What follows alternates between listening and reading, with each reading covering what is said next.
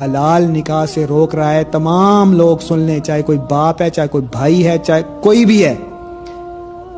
अगर लड़के में कोई शरई उज़र नहीं है और कोई बाप, भाई, वली, माँ, कोई भी है, बहन, बड़ी, दादी, कोई भी रुकावट बन रहा है, रोक रहा है कि जी कास्ट सेम नहीं है, फलां है, हमें पसंद नहीं है, हमारी लाश से गुजर के करोगे, कोई भी प्रॉब्लम, सख्ती कर रहा है, कुछ भी कर रहा है, तो वो फिरौन से कम नहीं है, ये सुन ले।